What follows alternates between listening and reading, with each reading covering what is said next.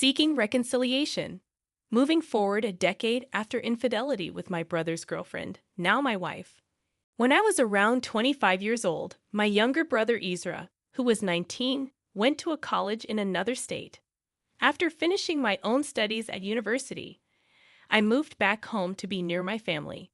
Ezra's girlfriend, Melanie, who was also 19, stayed behind to attend a local college. Sometimes Melanie and I would spend time together. I didn't realize it at first, but this could cause problems. As time went on, Melanie and I became closer. We would go to the movies, grab something to eat, and even attend family dinners together. Ezra couldn't join us because he was away at college. But my dad would invite Melanie since she had been dating Ezra all throughout high school. They had plans to get married after finishing school, so she was considered part of the family. My dad had also remarried, so we were trying to build connections with his new wife and her children, one of whom was close in age to Melanie. Things started to get complicated when my dad's new wife began saying I looked better with Melanie than with anyone else. At that time, I had a stable job and was ready to settle down. At first, Melanie felt offended by these comments, but as we grew closer, she started making similar remarks. Meanwhile, when my brother Ezra came back home for the summer or some weekends, he and Melanie would still act like a couple, sleeping together and doing things together.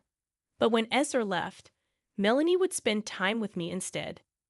One night, things escalated when I got jealous seeing Melanie and Ezra getting close.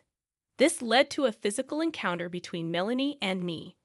It was a moment that changed everything, although not in a good way. My dad and his wife didn't see eye to eye about our relationship. My dad was really angry with me and demanded that we stop seeing each other. Melanie was no longer invited to our family dinners, and my dad even contacted my mom to tell her about what was going on. His wife, however, had a different opinion about our relationship. I have another brother, Aaron, who suspected that something wasn't right. Things reached a critical point when Aaron pulled Ezra aside during one of his visits and told him what he had found out from who knows where. Aaron and I have never really gotten along, but that's a story for another time. What happened next completely changed the course of my life for the past decade. It's been just over 10 years since Ezra found out about what Melanie and I had done, and it tore our family apart. He confronted our parents and my dad's wife for their involvement and their silence, and then he just left. It took some time, maybe around 8 months, but eventually he left, and I haven't seen him since. During those 8 months, I wasn't a very good person. After Ezra embarrassed and mistreated Melanie for cheating on him, I took her in right away and we became an official couple. Our family didn't approve at first, but eventually they came around. Melanie got pregnant and I proposed to her. Both her parents and mine agreed that it was best for the baby if we got married, so they paid for everything. It was a simple wedding, but my family supported me and showed up. Meanwhile, Aaron kept lecturing our parents about their involvement in our relationship and for abandoning Ezra. I understand that he was hurting and needed them. I did too. I was about to become a new father and husband. I was also looking to buy my first home, start a new job, and plan a wedding. I didn't expect Ezra to just accept everything, but after all, they're our parents too. My parents were so focused on me, Melanie, and our child that we didn't even notice when Ezra moved to a nearby town. We used to see him around where he worked, but then he just disappeared. When I tried to reach out to him, I found out his number had been changed. Aaron wasn't much help either. He just criticized and warned us about Ezra's well-being. He didn't offer any kind words for me, Melanie, or our child. In reality, I lost 2 brothers. As our wedding day approached and invitations were sent out, we didn't hear back from Ezra or Aaron, which I expected. So I asked my mom to check with them. I would understand if they couldn't make it.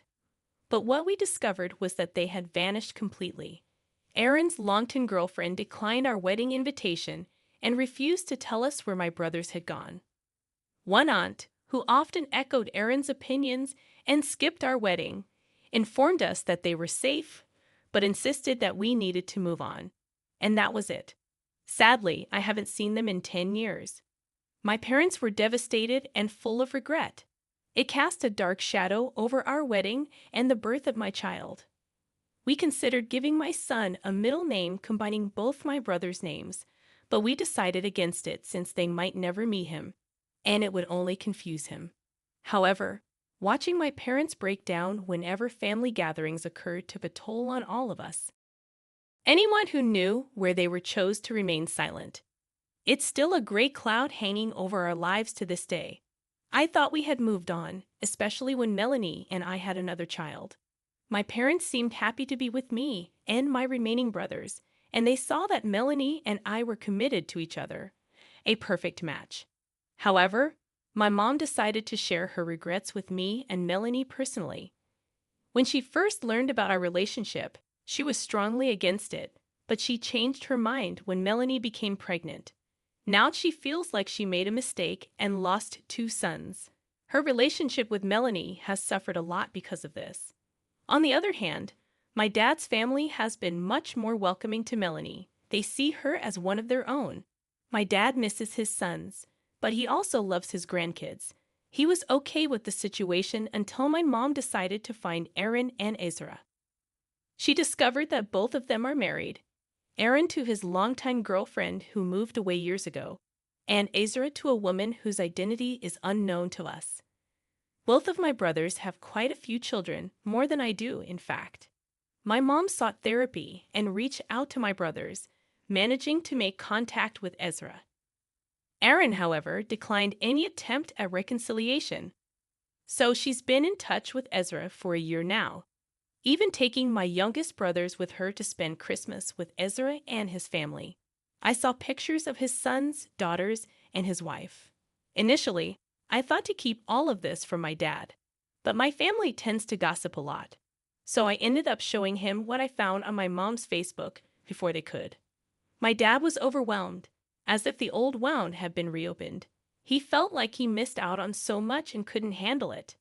He spent a long time looking at the pictures and eventually called my mom, and they spoke for hours.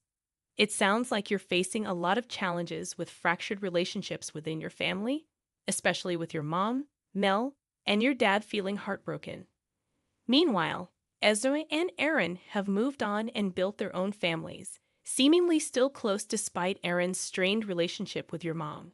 Your other siblings are growing up, but you feel disconnected from them compared to your brothers closer in age. It's been years since you've had to confront the consequences of your actions, and now your wife is starting to feel insecure about your relationship and your feelings towards her and your kids. First and foremost, it's important to communicate openly and honestly with your wife. Assure her of your love and commitment to her and your children. Reassure her that you don't regret your marriage or your life with her. Make sure she knows that she's valued and loved. Next, consider seeking therapy or counseling, both individually and as a couple. Therapy can help you navigate your feelings of guilt, regret, and uncertainty, and it can provide you with tools to improve communication and strengthen your relationship with your wife. Additionally, make efforts to rebuild bridges with your mom and mend your relationship with her. It may take time and patience, but expressing your remorse for any pain you may have caused and demonstrating your commitment to repairing the relationship can be a good start. Take proactive steps to reconnect with your other siblings as well, despite the age gap. Find common interests or activities that you can enjoy together and make an effort to spend quality time with them. Remember that repairing fractured relationships takes time, effort, and patience. Be willing to listen, apologize when necessary, and show genuine care and compassion towards those you love. Story 2. My ex-husband, 55M, left me, 53F, for our friend, 55F, and no one cares. My ex-husband and I were married for a long time, 22 years. We have a son who is 18 years old.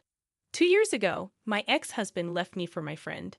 They have been secretly seeing each other for 5 years before he left. They actually knew each other since they were in high school, so they've been friends for a long time. We all still live in the same town where they grew up, and both of their families are here too. They have a lot of people who support them. I grew up about 2 hours away from here and met my husband when we were in college.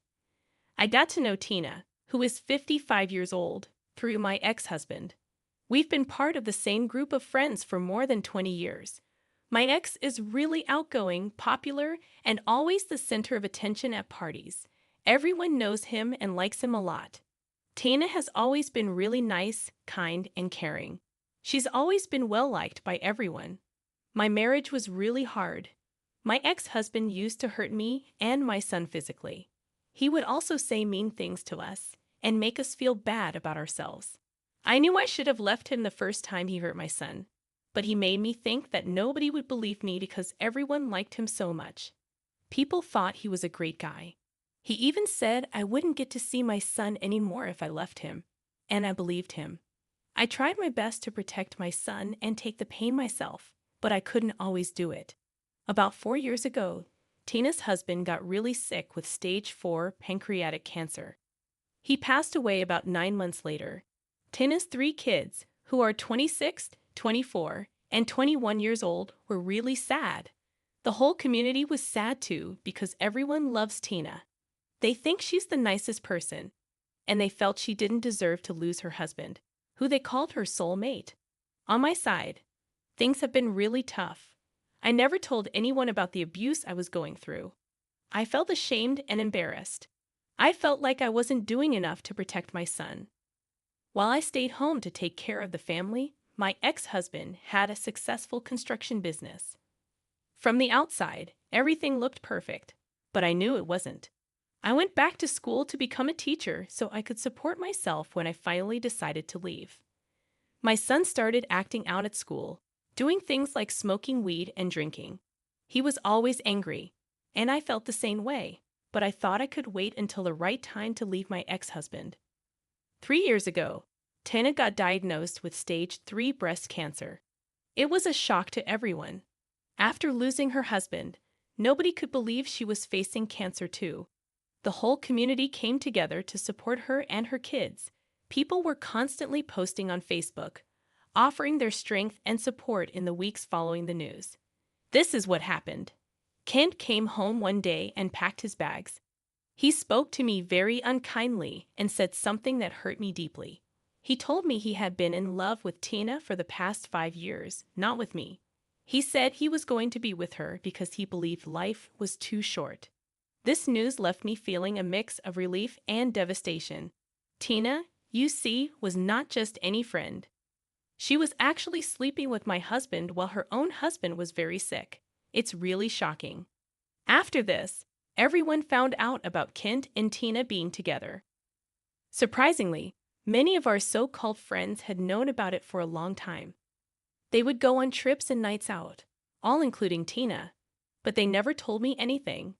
These friends seem to think Tina and Kent are the best people ever, and they treat them like heroes.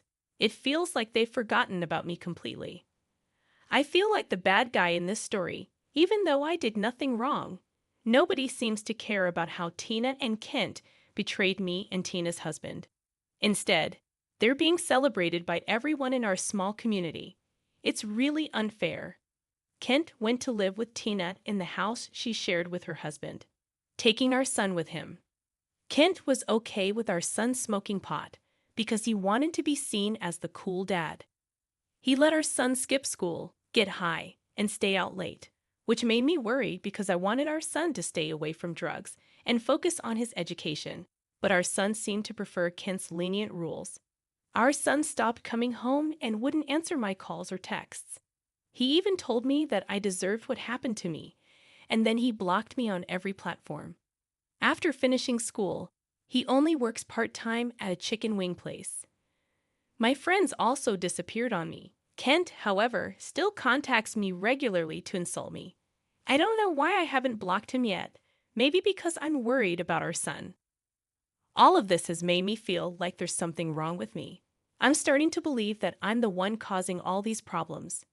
I feel like I should leave this place because I have nothing left here. I'm too embarrassed to even go to the grocery store because people who used to be my friends now just stare at me without saying a word. I just need to vent. It feels like I'm shouting into the void because nobody in real life seems to care. My dad passed away when I was 24. My mom lives far away in Denver, and my brother is in DC. We only see each other during holidays, and they check in on me from time to time to make sure I'm okay. I thought my life would improve after divorcing Kent. I thought it would be my fresh start, my chance at happiness. But it's turned out to be the opposite. It's even worse than before. How can that be? Don't I deserve to be happy? And before anyone suggests it, yes, I'm in therapy. Yes, I'm working out every day and feeling healthier than ever. Yes, I'm trying new hobbies. But I just can't shake off the hurt from being betrayed by someone I considered a good friend. And all those other people I thought were friends too. Nobody in this lousy community has shown me any kindness since everything came out. Not a single person. My entire adult life feels like a lie, and I'm really struggling with it. That's all. End of rant.